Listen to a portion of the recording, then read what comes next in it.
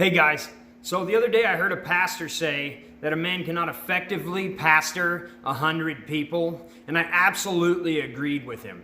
Now, as I began to study the biblical church, God began to reveal these scriptures to me that kind of tore down the structure of the church that we have today, the modern day church, and it really began to reveal to me a structure or a system in which 100 people can be effectively pastored, or 100 people can be effectively discipled, you could say, in one congregation. And today I want to reveal one of those scriptures to you. But first you have to understand one piece of knowledge, one piece of information. If you don't know already, the Bible was not actually written in English. The New Testament was written in Greek, and it was then later translated to English. So there's a word in the Greek, and that word is Poimēn, and that word occurs 17 times in the New Testament. 16 of the 17 times that word was translated into one word in English, and that word is shepherd.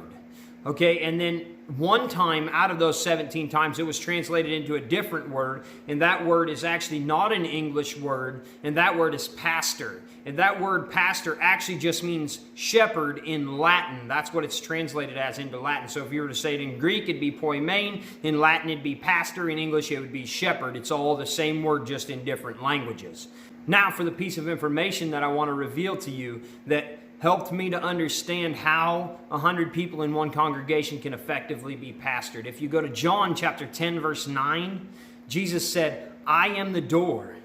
If anyone enters through me, he will be saved." Here's the interesting part though. If you go up to John chapter 10, verse 2, it says, "He who enters in through the door is a shepherd of the sheep."